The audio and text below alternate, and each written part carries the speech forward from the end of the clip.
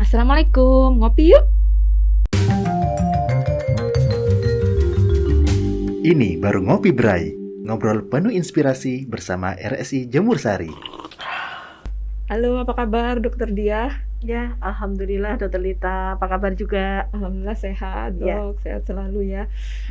Dokter terima kasih banyak loh sudah mau hadir di podcastnya RSI Jemur Sari. Padahal Dokter Diah ini sibuk sebagai wakil direktur medis sekaligus dokter spesialis saraf ya dok, neurolog di RSI juga di Juga ngajar. Iya, ngajar juga. Nanti gitu jam ya. 1 ngajar. Oh, ya kita ngobrol-ngobrol sebentar bisa ya dok ya. Ini Oke. terkait nyeri dok. Ya, Orang-orang pasti juga sudah tahu ya nyeri itu seperti apa. Cuman saya pengen nanya ke Dokter Diah nih dok.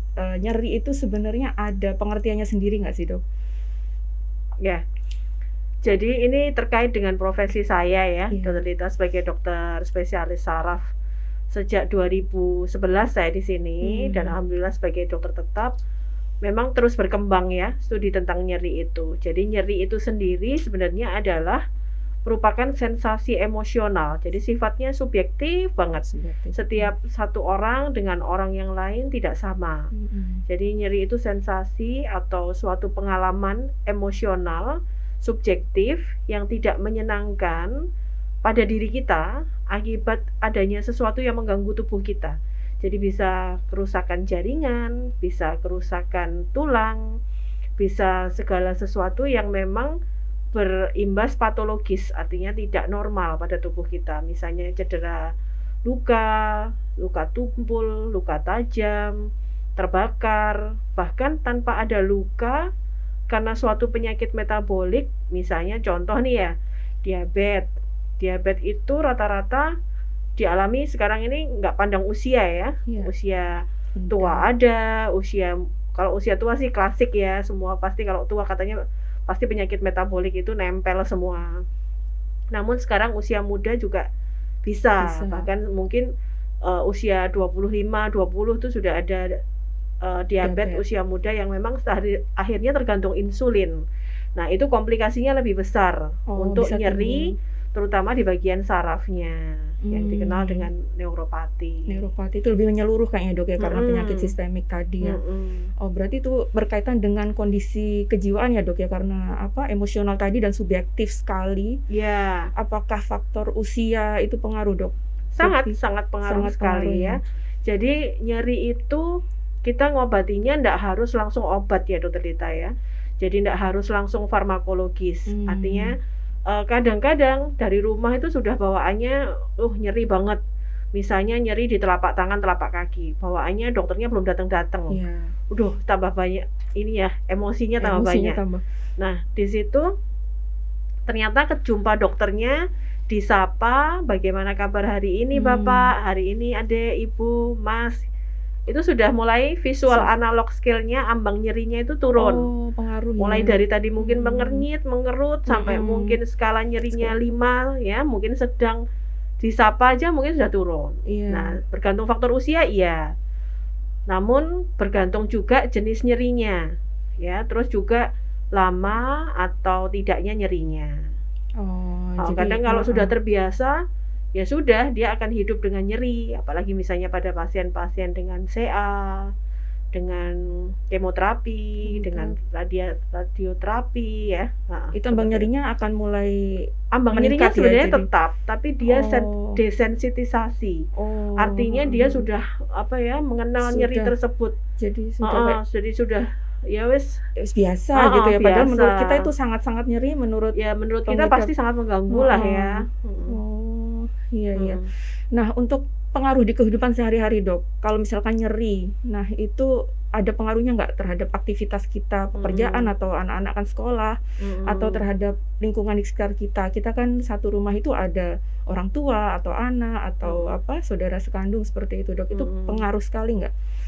Ya kalau misalnya ini kan definisi nyeri banyak ya. Jadi kalau nyeri itu skala nyerinya 0, itu mungkin tidak terlalu mengganggu. Mungkin dengan terapi yang cukup relaksasi, istirahat cukup, mungkin oke lah, nyerinya sudah teratasi. Kalau nyeri ringan, mungkin juga tidak perlu obat yang terlalu tinggi dosis atau multivarian. Tapi kalau nyeri sedang dan nyeri berat itu memang harus ada tindakan obat. Bahkan kalau sudah lebih lama, misalnya tahunan dengan derajat obat yang level 3 misalnya tetap nggak mengatasi, ya tindakan bedah ya.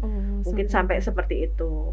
Tentu sangat mengganggu. Apalagi nyeri gigi aja mengganggu ya. Iya, Nyeri sakit gigi mengganggu. sekali. Anak kita mau tumbuh gigi misalnya. Itu juga mengganggu kan. Bapak Iya, Ibu sudah tidak bisa nyeri. istirahat, pembantu jadi begadang dan Sampai sebagainya. panas kadang. Sampai demam, mengganggu dari lokal menjadi sistemik, Sistemik. menjadi seluruh tubuh, pasti mengganggu. Apalagi kalau nyerinya karena penyakit-penyakit metabolik. Ya tentunya kalau penyakit metaboliknya memang harus terkontrol, ya harus dikontrol itu. Berarti dengan obat Penyakit. atau diet atau apalah, Mm-mm. pokoknya konsul ke sumbernya dulu, Penyakit penyakit utamanya dalam dulu atau ya. parunya dulu. Kalau karena CA, nah itu sudah mix nyeri ya. Itu juga kita harus segera deteksi jenis CA-nya apa. Pasti sangat mengganggu ya, Dokter Lita. Kita ibaratkan mulai dari misalnya kita masak terus kena pisau Iya. gitu aja, pasti mengganggu, nggak jadi Iya, masak jadi deh. jadi moodnya hilang untuk Moodnya masak hilang. itu, Gus. Wes, Beli bahkan aja Gus. Masih dibanting pisaunya. pisaunya dibanting, waduh. Iya, ya. Oke. Ya pasti mengganggu. Iya. Jadi mengganggu. Kalau dari teori sangat mengganggu dari psiko, sosio, bio, etikal, semua. Culture, Semuanya ya. semua. Berarti nyeri itu padahal hanya 5 huruf ya Dok, tapi pengaruhnya sangat besar sekali ya. Kadang kita juga habis kerja gitu kecapean ya Dok, yang ngurus rumah gitu, kelelahan. Terus ada masalah di kerjaan, Iya, nyeri hati. nyeri hati. Nah kalau nyeri hati itu nggak ada obatnya Dok ya? Ya obatnya masalahnya di atas sih. Nggak usah konsul ke neuro, nggak bisa ya Dok ya, karena kan Nggak usah, perasaan ya, Dok. juga perasaan. Nah kalau misalkan Dok, biasanya kan kalau kecapean itu pijet ya Dok, dan pijet itu sudah sudah membudaya di Indonesia ya, masyarakat Indonesia itu udah biasa, capek gitu pijet hilang, terus nanti kecapean lagi ya pijet lagi hilang. Nah itu bahaya nggak Dok? Atau sebaiknya harus tetap konsul ke dokter atau bagaimana? Ya, jadi tergantung lokasi nyerinya, penyebab nyerinya, sifat nyerinya. Terus penyebab itu banyak, ada penyebab lokal, ada penyebab sistemik ya. Jadi kalau sudah sistemik kita sudah bicara disease, penyakit. Jadi underlying disease-nya itu yang harus benar-benar dikontrol. Nah, sebenarnya kalau saya sering berhubungan dengan kedokteran fisik rehab ya, terutama dengan teman-teman kita yang fisioterapi. Sebenarnya modalitas yang mereka gunakan itu ya pijet kan, ya kan. Cuman memang mereka ada ilmu, anatominya pasti bagus, titik-titik nyeri juga bagus, kemudian didukung pemeriksaan penunjang, misalnya nyeri leher, kaku bahu. Pasti dokter yang merujuk akan melengkapi dulu dengan pemeriksaan penunjang, misalnya foto servikal, foto shoulder, atau mungkin pergelangan lengan atas, kalau dia ada frozen shoulder. Nah itu sebenarnya saya sendiri pernah juga merasa nggak enak gitu ya di leher, bahu sampai lengan, bahkan tulisan saya jadinya jelek. Yang dilakukan di kedokteran fisik rehab juga suatu masase, kemudian dipanasi diatermi, kemudian ada di seperti electrical gitu ya, stimulation electrical, kemudian ada juga traksi, pernah juga dilakukan seperti itu, ditarik dan sebagainya. Sebenarnya kalau kita nyerinya biasanya kalau kita ibu-ibu, karena kita juga harus ngurus kantor, putra-putri juga, suami juga di rumah meski ada pembantu tapi tetap ibu proses masuk kan ke dalam semua urusan, pasti pegel semua, apalagi kalau masih haid ya, premenstrual syndrome itu pasti badan capek semua. Boleh saja pijet, tapi memang satu tidak terlalu diruda paksa, artinya tidak misalnya nyerinya banget ya di kepala bagian belakang sampai leher, sampai bahu, sampai harus dikrek gitu, itu jangan ya, itu bisa menyebabkan cedera servikal. Servikal ini tempat ini semua yang menggerakkan saraf dari lengan sampai tungkai kaki kita. Jadi kalau nanti terjadi ruda paksa di servikal, apalagi mungkin sering diinjek-injek kalau itu mulai dari servikal, torakal, dada, lumbal, pinggang, sampai sakrum, itu semua ada titik-titik sarafnya yang berfungsi untuk seluruh ekstremitas tubuh kita. Takutnya bisa terjadi trauma servikal, terjadi kelumpuhan. Saya pernah punya pasien 17 Agustus yang lalu, masih muda. Dia pulang kerja, diinjak-injak oleh putranya. Terus terjadi kelemahan kedua lengan, awalnya kesemutan, dan itu mendadak.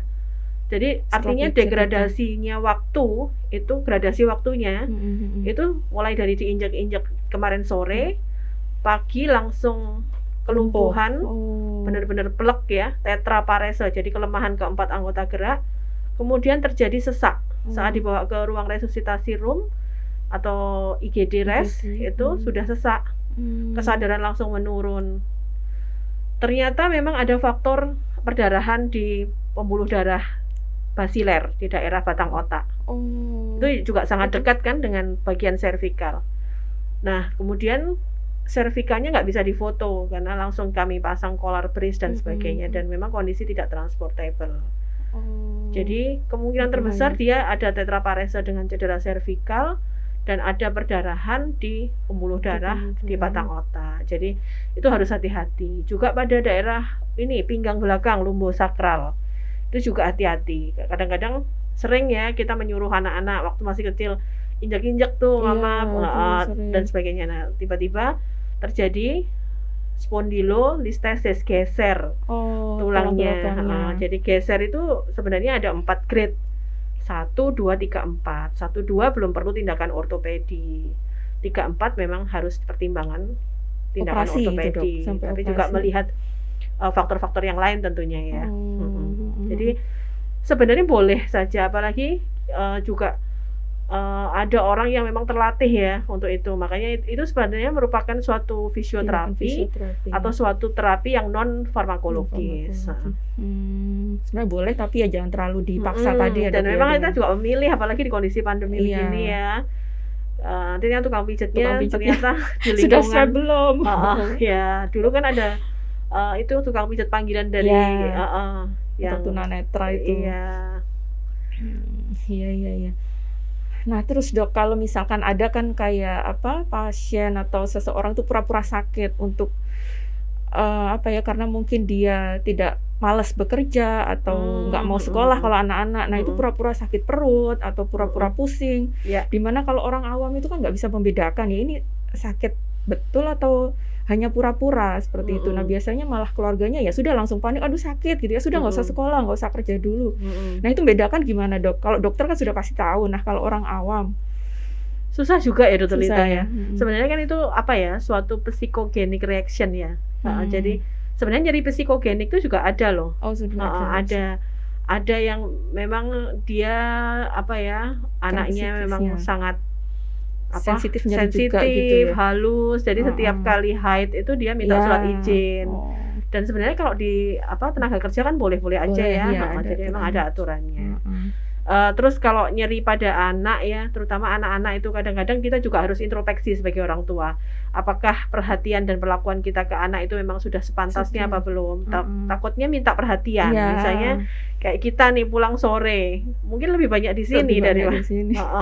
Jadi itu tetap harus kita bangun komunikasi di mana memang anak-anak supaya bisa melontarkan isi hatinya apa yang mungkin dirasa kurang pas terhadap kedua orang tuanya. Mau jujur ya. Membedakannya ya kita ajak komunikasi ya. Apalagi kalau kita punya feeling kayaknya anakku ini enggak apa-apa, tapi ya wes lah, kita sebagai bentuk perhatian mungkin 1 kali 2 kali kita periksakan ke dokter kadang-kadang supaya anak itu sendiri juga marem ya. Orang Jawa bilang lego lah ya, seperti itu. Tapi kan Dokter Lita juga dokter, suami juga dokter. Mungkin mungkin mungkin anak-anak kita insya Allah tidak seperti itu. Tapi kadang suatu titik anak itu pasti juga akan lelah minta perhatian kita. Dan tidak bisa disangkal suatu saat bisa seperti itu. Ya kita jalani aja. Kalau kita mungkin bisa membedakan dengan jelas. Kadang-kadang saya ada pasien seperti itu. Bahkan pura-pura kejang itu loh ada. Jadi suatu psychogenic seizure. Itu ada juga. Jadi sebaiknya ya kalau emang panik ya sudah bawa ke dokter dulu, nanti dokter yang menyimpulkan ya Dok untuk ya. masyarakat awam yang mendengarkan kita ya. Jadi kalau memang ada kondisi-kondisi seperti itu, ya kita bangun komunikasi dengan dengan anak. anak. Apalagi kalau sekarang masa teenager Iya. sampai 18 tahun tuh anak masih galau. Ya. Perlu bimbingan ya, Dok ya. Iya. Harus diarahkan. Heeh. Nah, Dok, kalau nyeri itu kan juga macam-macam juga dia, Dok. Ada yang baru sakit, ada Akut yang gitu sudah ya. akut, ada yang kronis. Nah, kronis ini berulang-ulang. Nah, tadi kan dokter dia sampaikan pengobatannya juga grade-nya banyak ya, Dok ya. Dari yang hanya disapa aja udah mendingan sampai ke pengobatan Intervensi, tingkat bedah. 3 sampai bedah juga. Nah, itu yang membedakan apakah akut itu dengan kronis sama ininya Terapinya. penanganannya. Oh, iya. ya. Jadi kalau definisi berdasarkan International Pain Society, itu definisi nyeri itu akut itu kurang dari 1 bulan ya, kurang dari 3 minggu.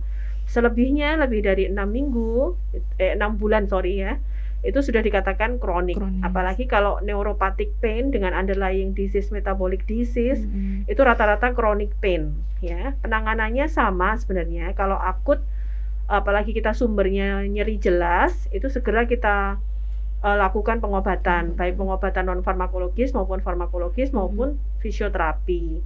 Nah, kalau kita lihat skala nyerinya. Skala nyerinya banyak yang dipakai. Kalau di kedokteran bisa pakai pada anak-anak pakai numeric pain rating scale. Kalau pada dewasa kita bisa menggunakan visual analog scale. Kita lihat di meja-meja praktek dokter rata-rata sudah ada yang gambar wajah, ya, pasien suruh tunjuk. Kalau anak-anak itu ada Wong Baker, ada gambar senyum, mencucu, mengernyit, marah, merah, semua itu gambarnya. Anak-anak pasti seneng lihatnya, nyerinya sampai mana.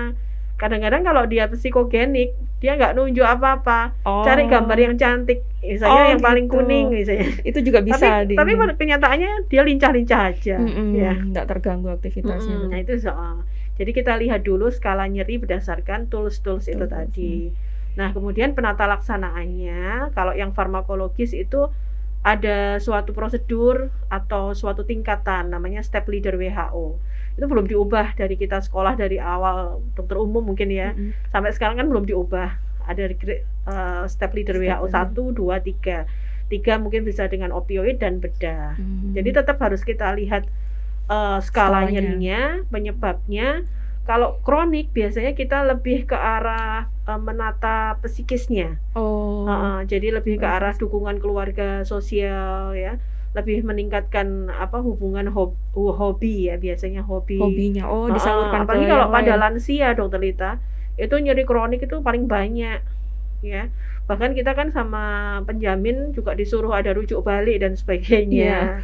Nah, itu juga berkaitan dengan itu, karena nyeri kronik itu memang harusnya beradaptasi dengan si pasien, tapi ya mau nggak mau sangat mengganggu, apalagi faktor hormonal. Kalau ibu-ibu yang sudah lansia, sudah menopause dan sebagainya. Seperti itu. Ini Dok, saya pernah lihat itu ada poli nyeri atau klinik nyeri ya, Dok ya. Nah, itu juga apa yang membedakan dengan poli-poli yang lain? Kalau dulu saya rasa nggak ada ya, Dok, poli nyeri, atau saya aja yang nggak tahu. Sebenarnya kalau poli nyeri itu dari dulu sudah ada, Dokter Lita. Cuman memang belum diolah secara khusus ya. Dan nyeri itu sebenarnya nggak hanya satu milik dokter spesialis ya. Dulu ada dokter umum yang terlatih, pelatihan injeksi itu bisa, pelatihan USG guidance, tapi cuma memang pada beberapa perkembangannya difokuskan ke spesialisasi. Jadi yang sudah mengambil spesialis dan sudah lulus, itu kita ada Indonesian Pain Society, itu ada neuro, ada kedokteran fisik dan rehab, orto, neurosurgery, penyakit dalam, serta anestesi. Bahkan tergantung center pendidikannya ya, ada yang leadernya neuro, ada yang leadernya anestesi. Jadi sebenarnya suatu komprehensif, suatu ilmu yang komprehensif. Jadi bukan hanya satu milik spesialisasi. Jadi kebetulan memang kalau poli nyeri itu sebenarnya ya harus fokus pada penata laksanaan nyeri, baik nyeri neuropati, nyeri karena nociceptif, nyeri karena tulang, reumatologi ya, bahkan nyeri karena kerusakan jaringan. Jadi tadi bedah umum pun bisa masuk, bisa ya. juga. Harus dilengkapi sebenarnya, Dokter Lita ya. Modalitas nyeri itu jadi satu pintu. Cuman kalau di kita masih ada polinyeri dengan standar penunjang, mungkin keahlian injeksi ya, baik dengan tanpa guiding USG maupun dengan guiding USG ya. Ini nanti kita tata lagi untuk jadwalnya, Untuk karena jadwalnya fasilitas ya. sudah Oh, kita, sudah ada ya di RSI ya Jemur Sari kan sudah ada, Dok sudah. ya. Heeh. Dan itu nanti misalkan nih saya pasien dokter Diah nih, Dok. Biasa dengan dokter Diah dan maunya dengan dokter Diah. Atau saya pasiennya dokter dokter orto. Nah, saya maunya dengan dokter orto itu bisa. Bisa ya. sangat bisa. Sangat bisa. Asal memang punya kompetensi Iya. terhadap penata laksanaan nyeri tersebut. Dan nanti ada tahapannya ya, Dok ya. Iya, pasti ada Pemeriksaan tahapannya. apa gitu. Dan memang kalau kita di sini masih dikhususkan untuk eksekutif ya, Dokter Rita ya. Iya, di eksekutif. Dengan biaya umum ya, Dok ya. Belum bisa dengan belum penjaminan bisa. JKN ya, Dok ya. Iya, sebenarnya kalau dengan JKN pun sebenarnya bisa, tapi ya kita kembali ke kebijakan rumah Iya. sakit. Apakah kebijakannya diberlakukan atau tidak? Diberlakukan atau tidak. Ini, Dok. Kalau sudah di polinyeri, Dok, artinya kan sudah sampai ke Harus apa ya? ditindak. Iya, nah harus itu ada tindakan lah. pasti sembuh nggak, Dok, di sana nanti, atau nyeri itu bisa berulang setelah misalkan sampai pembedahan ya. Itu bisa berulang lagi nggak? Bisa, kalau ke tempat lain mungkin iya ya, Dok ya, tapi kalau sudah pembedahan di lokasi tersebut Ya. nggak ya? Gimana, Dok? Kalau contoh kasus nih harus dicontohkan nih kasusnya. Iya. Misalnya nyeri lumbo sakral ya, atau tulang belakang back ya. pain, low back Low pain, yang ternyata dalam perjalanan kita konservatif 1 bulan, misalnya korset, obat, tidur alas datar dan sebagainya, kok belum berkurang. Kita harus penunjangnya lebih naik lagi nih. Harus MRI. Misalnya setelah ditemukan ternyata ada kanal stenosis. Kanal stenosis itu seperti ada daerah sumsum tulang yang keluar dari medula spinalisnya, sehingga menyebabkan adanya terjepit saraf di daerah segmen entah di mana dia kenanya, sehingga menyebabkan nyerinya menjalar yang dinamakan radikulopati atau ischialgia, itu mengenai satu tungkai. Kalau lebih ke kiri ya tungkai kiri yang kena, kalau ke kanan ya tungkai kanan yang kena. Kalau sudah kita MRI dan memang grade-nya harus dilakukan tindakan, ya kita harus konsul ke bedah saraf atau bedah orto. Nah, di situ dilakukan tindakan pembedahan dengan berbagai analisis faktor ya. Artinya sudah dikoreksi, misalnya dia ada diabetes, ada hipertensi, ada pernah stroke dan sebagainya. Sudah dilakukan, kemudian ada mobilisasi, ada fisioterapi, ada pembatasan aktivitas, tapi tidak menutup kemungkinan itu bisa terjadi lagi. Apalagi seiring bertambahnya usia. Apalagi kalau dia tidak kontrol berat badannya. Berat badan. Apalagi kalau dia masih aktivitas berat harus menghidupi keluarga. Misalnya, contoh kasus saya dulu ada sopir taksi. Ternyata taksi sekarang nggak terlalu laku, dia sopir truk. Tambah nemen kan? Datang lagi dengan HNP atau kanal stenosis lagi. Di lokasi yang sama, Dok? Di lokasi yang sama, di lumbo sakral, tapi mungkin di atasnya yang pernah dulu dioperasi atau di bawahnya. Bisa, Dokter Rita. Ya, Dok. Jadi ya tetap harus ada edukasi ya, post-op itu. Batasan mungkin ya, batasan aktivitas apa seperti itu mungkin, Dok ya. Terus, Dok, saya pernah dengar hipnoterapi atau meditasi itu bisa juga berhubungan dengan terapi psikologi tadi yang Dokter Diah bilang ya? Bisa ya, terutama pada nyeri-nyeri karena yang termasuk golongan chronic pain atau nociceptive ya, karena psikis atau psychogenic pain itu bisa. Dan memang itu juga ada bagian kompetensi dari psikiatri, tapi kayaknya belum masuk Pain Society ya kayaknya, tapi nggak tahu. Kan biasanya gitu tuh kita perjuangkan dari kolegium masing-masing. Seperti itu. Tapi di sini belum ya. Belum, tapi sudah ada yang bisa, tapi memang untuk layanan itu belum dimasukkan. Jadi mungkin nanti kita diskusikan aja seberapa jauh peminat terhadap kondisi nyeri yang perlu hipnoterapi. Tapi ya penyebabnya tentu saja harus Dok ya, dihilangkan juga itu ya. Kalau memang chronic pain kok sudah diatasi semua, kok tetap kayak gitu. Atau yang nggak berani operasi gitu ya, Dok ya. Hipnoterapi, oke. Iya. Nah, Dok, ini Dok, pesan-pesan untuk masyarakat, Dok, terkait nyeri. Apa yang harus harus dilakukan oleh orang-orang awam yang penting sekali pesan-pesannya, Dok. Jadi satu, kita jangan lupa bergerak ya. Jadi move and move, artinya bergerak. Ya, dalam kondisi apapun usahakan satu, tidak berpikir negatif dulu. Jadi ketika nyeri ya mungkin kita harus mengenali nyeri itu. Kemudian apakah perlu sesuatu yang harus kita ubah dari perilaku hidup kita ya. Kalau memang dari keluarga kita ada yang memang bermasalah dengan nyeri karena metabolic disease atau karena mungkin faktor-faktor gangguan tulang, gangguan otot, gangguan saraf, ya kita harus segera juga memeriksakan diri, apalagi kalau dalam satu keluarga ada. Jadi satu, jangan lupa bergerak, harus bahagia, harus berpikir positif ya. Kemudian perilaku hidup sehat. Terus memang kalau ada nyeri yang memang harus diobati karena suatu penyakit yang serius, ya harus diterima ya. Dan kita juga harus ikhtiar mengobatinya dengan baik. Jadi kalaupun sudah diobati tapi tetap nyeri, ya kita harus cari alternatif pengobatan yang lain. Tapi tentunya tidak mencampur adukkan pengobatan-pengobatan yang belum teruji secara ilmiah. Iya, gitu ya. Sekali. Ya. Terima kasih banyak, Dok. Oh iya, Dok. Bulan September ini kan Hari Alzheimer, betul, Dok? Ya. Tanggal berapa itu ya, Dok? Ya? Bulan Alzheimer ya. Bulan Alzheimer. Bulan Alzheimer. Jadi apa ya dikatakan, Alzheimer itu kan penyakit yang menakutkan ya. Mengerikan ya, Dok. Mengerikan.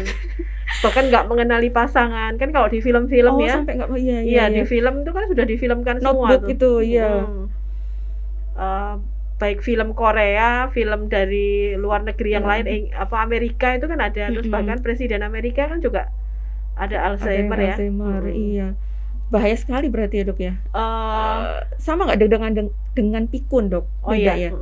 Jadi Alzheimer itu adalah suatu penyakit degeneratif yang derajat fluktuatifnya itu terus turun, Dokter Lita. Baik gangguan memori, gangguan kognitif, gangguan sosial, dan perilaku behavioral changes yang lain itu terjadi.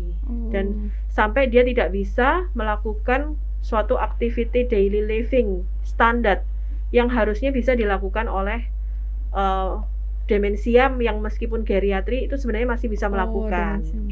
Jadi memang deteksi dininya tidak mudah juga, tapi hati-hati pada kondisi awal, gangguan konsentrasi, gangguan kognitif, apalagi kalau sudah usia geriatri di atas 65 tahun, serta kita observasi dengan evaluasi kognitif kok sangat jelek dan memang tingkat sesuai dengan tingkat pendidikannya. Nah, itu kita harus mulai deteksi dini untuk Alzheimer. Dan penyakit ini tidak bisa disembuhkan ya. Penyakit ini tidak bisa disembuhkan, ya memang kita bisa mengerem terjadinya suatu Alzheimer. Mungkin pada waktu demensia itu terdeteksi secara awal, segera kita berikan mungkin antioksidan, neuroprotektan, kalau ada metabolic injury atau metabolic disease kita kontrol. Terus juga harus edukasi ke keluarga dan sebagainya. Terus juga jangan terburu-buru juga mendiagnosis Alzheimer. Kalau apalagi pada usia muda tiba-tiba lupa ya, terus kemudian kita periksa secara neurologi muncul refleks-refleks primitif yang seharusnya itu tidak ada pada usia di atas anak-anak, itu kita harus curiga, segera lakukan pemeriksaan penunjang. Banyak kasus ternyata ada tumor di daerah frontal, daerah lobus frontal di daerah depan sini. Membedakannya apa, Dok, dengan proses penuaan biasa yang biasanya itu pikun terus yang sampai ngompol, sampai jalan-jalan kemana hilang? Kita harus observasi ya. Kalau di polisaraf itu ada tools namanya mini mental state examination. Itu mulai dari orientasi, kognisi, attention, kemudian ada calculating, terus kemudian ada writing, reading, terus kemudian ada menggambar dengan pola yang sama.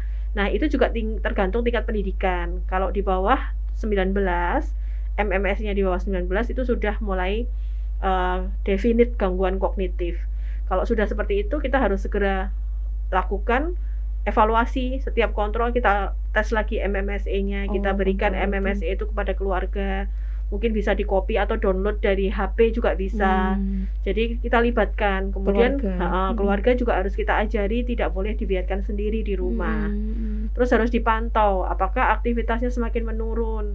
Kalau Alzheimer tuh biasanya cepat banget ya. Jadi mulai dari dia demensia, kemudian activity daily living menurun dengan cepat, sampai akhirnya dia tirah baring, tidak tahu apa-apa, tidak kenal siapa-siapa, hanya dengan dunianya sendiri, ya.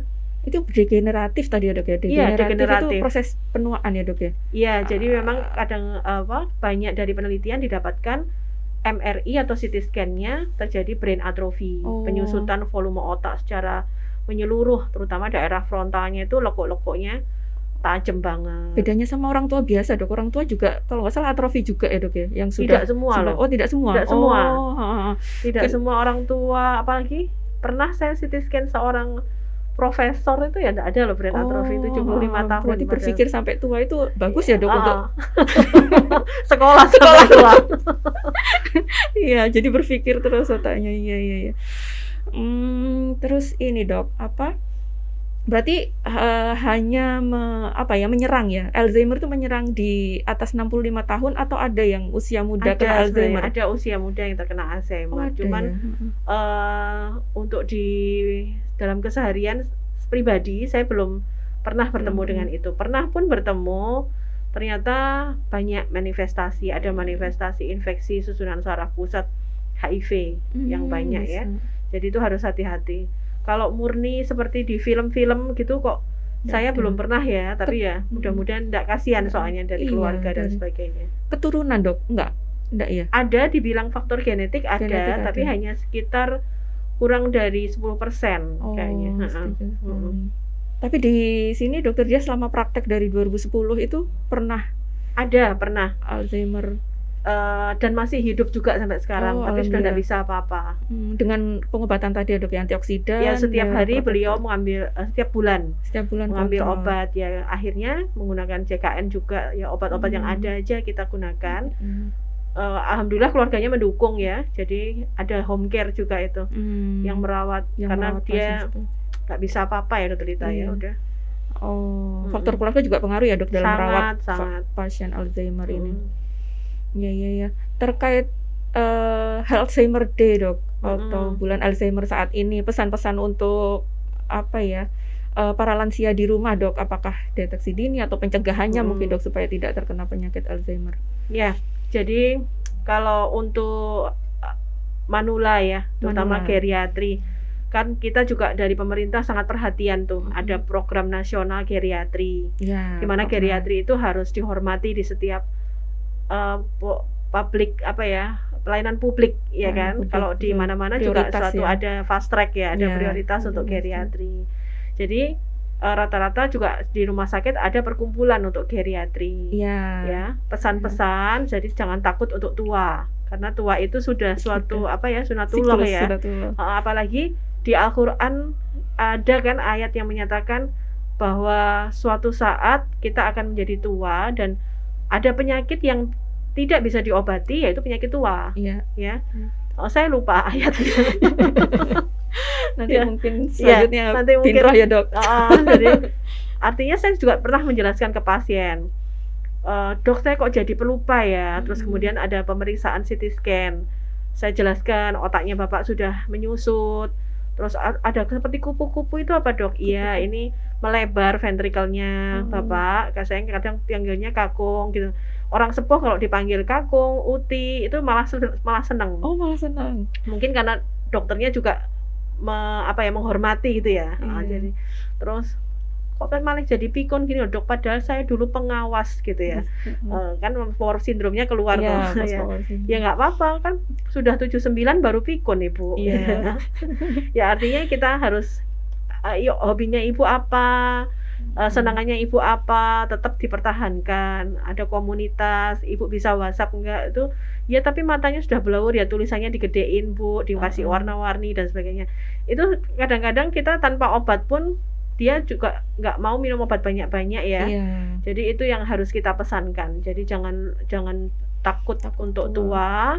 Terus jika pun sudah tua ya tetap harus menjalani aktivitas sebagai hamba. Artinya tidak boleh minta permission. Sudah tua ya Allah, nanti nggak usah sholat, nggak usah ini gitu ya misalnya, atau sholatnya dikecil-kecilkan aja rokaatnya. Ya, kadang ada lucu-lucu ke orang tua itu. Kadang kita harus menyisihkan. Kalau dokter saraf tuh pasiennya nggak ada yang muda ya, cari yang ganteng yang muda gitu ya nggak ada. Ya? Malah nanti lucu kalau yang muda sendiri itu di poli itu kelihatannya. Kok kayak aneh jadi ini kok ke dokter saraf masih muda gitu. Tapi ada juga kayak penyakit kelumpuhan, Bell's palsy, wajah mencong, terus epilepsi itu kan juga. Iya sih, masih muda. Ya itu sih dokter kita pesan-pesannya. Ya kita harus tetap citizen ya, netizen Dok. Citizen merek ya Dok. Netizen ini nanti banyak komentar Dok nanti. Iya pastilah. Gak apa-apa lah. Iya. Nanti mungkin ada selanjutnya ya Dokter Dia. Kayaknya nggak masih kurang aja konsultasi dengan Dokter Dia. Nanti kita bahas yang lain lagi yang tentang neuro dan bisa kita layani di rumah sakit kita supaya masyarakat ada pengetahuan. Betul. Oh ternyata RSI itu tidak menakutkan ya. Mudah-mudahan COVID juga tidak ada third wave ya. Amin. Terus ini saya lihat juga orang tua itu lebih banyak mengunjungi rumah sakit ya. Nggak diantar pun loh, nggak apa-apa. Iya. Sekarang sudah mulai nggak takut ke rumah sakit ya Dok ya, karena kita rumah sakit kita melayani dengan Islami dan profesional, insya Allah. Oh iya Dok, ini tadi kan terkait yang kita ngobrol-ngobrolkan tadi itu Dok. Nah untuk para netizen tadi Dok mungkin pengen ngobrol lebih banyak sama Dokter Diah di Poli Dok. Prakteknya jadwalnya Dokter inget nggak? Kalau jadwal saya sebenarnya Senin sampai Sabtu. Cuman memang sekarang saya sedang ada studi lagi. Jadi Sabtu itu full. Jadi saya mengajukan Sabtunya off dulu. Jadi saya Senin sampai Jumat pukul 7:30 sampai 9:30 atau kadang-kadang jam 10 tergantung juga jumlah pasien. Jadi itu terdiri dari poli reguler, kemudian poli eksekutif, kemudian telemedicine. Ya kita layani semua lah. Satu waktu tadi ya Dok, 7:30 sampai jam 10 sampai jam 10 ya, Senin sampai Jumat. Kecuali izin ya, tapi kita kan nggak bisa kemana-mana ya. Iya. Pengennya holiday gitu ya. Iya. Menyalurkan hobi atau ngerjakan tugas sekolah ya Dok. Baik Sobat Sehat, terima kasih sudah menonton podcast kami tadi. Semoga menginspirasi apa yang disampaikan oleh Dokter Diah Yuniati. Nah untuk para netizen yang ingin menyampaikan ide-ide apa sih yang akan dibahas di podcast RSI Jemur Sari, mohon diketik di kolom komentar di bawah ini atau lewat Instagramnya rsi.jemursari atau Facebook RSI Jemur Sari. Sampai jumpa di Ngopi Bray selanjutnya.